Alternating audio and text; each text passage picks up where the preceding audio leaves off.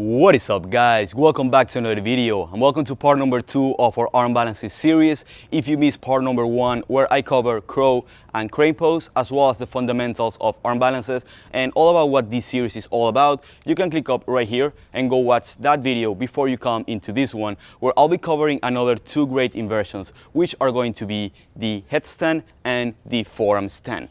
So without wasting any more time, let's get started. The first position of today is going to be the well-known headstand. Headstands are an incredible position to be in, and it has a variety of benefits, such as increasing the strength of your core, the stability of your spine, as well as your overall ability to be upside down. And this is because you're going to be able to hold that headstand for a lot longer than you would be able to hold a handstand. You're also going to be able to press up into your headstand way before than you have the strength and the flexibility that you require for you to press up into your handstand. Therefore, by practicing your presses in your headstand, you're going to be able to develop the strength and the flexibility to eventually press up into your handstand. Now, there are countless of headstand variations, especially in the yoga world. For example, in the Ashtanga Yoga series, we have 7 different headstand variations. But for the purpose of this video and for the simplicity of it, I'm just going to explain the 2 most common and safest headstand variations that they are. And those are the classic headstand or the bound headstand and the tripod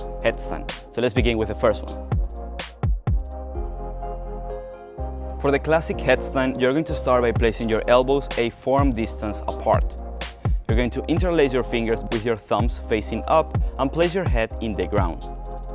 Elevate your hips as high as you can and begin to walk your feet forward.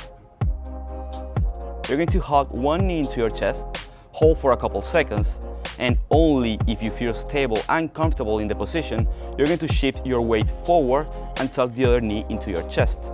Hold again for a couple seconds, and if you feel ready, begin to strengthen your legs up to the sky.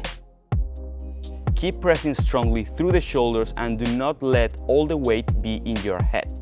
Hold the position until you feel comfortable and then try lowering in the same way that you came up.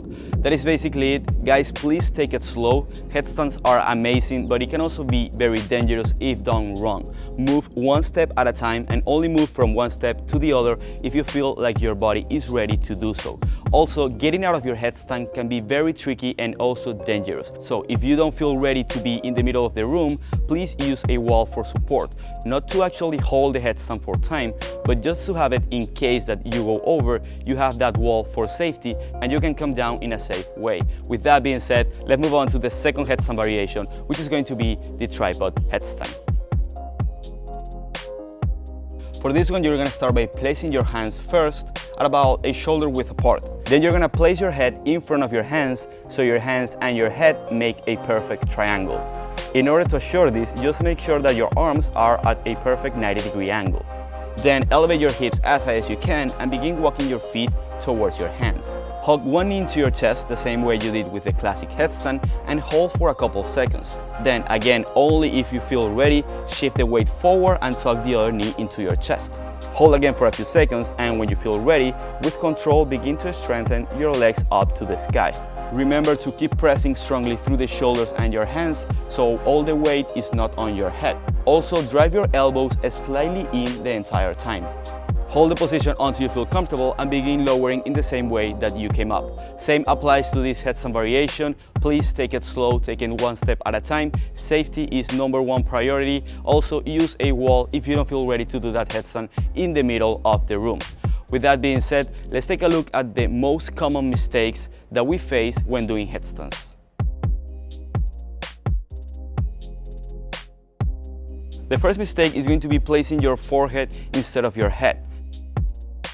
The correction for this is using the distance between your thumb and your pinky, beginning from your nose, to actually find the right spot that you should be placing your head. The second mistake is going to be collapsing into the shoulders, and the correction is simply to keep your scapula protracted at all times. The third mistake is going to be having an arch back. The correction is the same as the handstand, is keeping a posterior pelvic tilt or a hollow body position with your core engaged the entire time. Now let's take a look at the second position of today, which is actually one of my favorite positions of all times. That is going to be the forearm stand. Forearm stands are great to increase the strength of your shoulders because it requires the same amount of strength, if not more strength, to hold a forearm stand than to actually hold a handstand. Now, the same as the headstand, it has so many different variations, so many shapes you can do with your legs, as well as you can get into scorpion, hollow backs, but for the purpose and the simplicity of this video, I'm just going to be teaching the straight line forearm stand. Start by placing your forearms a forearm distance apart. Make sure to protect your scapula as much as possible for a solid and strong support. Elevate your hips as high as you can and begin walking your feet towards your elbows. Bring one leg up and with a little bit of momentum, lift the second leg off the ground. Now, by using the strength of your core, match both legs together with control. Hold the position until you feel comfortable and begin lowering in the same way that you came up. Guys, be patient with forearm stands. They can be very hard, and as I said, it requires the same amount of strength, if not more strength, than to actually hold the handstand. So be patient, move one step at a time, and practice it is key for this position. With that being said, let's move on to the 3 most common mistakes that we face when doing forearm stands.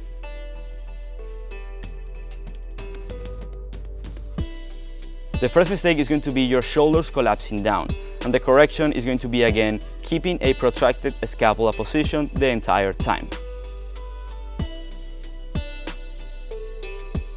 The second mistake is going to be having your shoulders collapsing forward and allowing your shoulder to go in front of your elbow. The correction is going to be keeping your shoulders strictly on top of your elbows, and you do this by pressing strongly through the forearms and once again protracting your scapula as much as possible. The third mistake is going to be, again, arching your back. Correction: unless you are doing a scorpion variation of this pose, you want to keep your pelvis posteriorly tilted and your core engaged the entire time. So there you have it, guys. Give these 2 positions a try. They have been a game changer for me, and I know they will be for you as well. I wanted to keep this video short. You guys know that I love to give a lot of details in most of my videos, but sometimes I don't want you guys to feel completely overwhelmed by so much information. But as always, if you want me to extend on any particular topic or on any particular position, please leave it in the comment section down below and I'll be happy to do that. Stay tuned for part number 3, where I'll be covering the famous L-sit and the famous tuck planche, better known as Lolasana in the yoga world.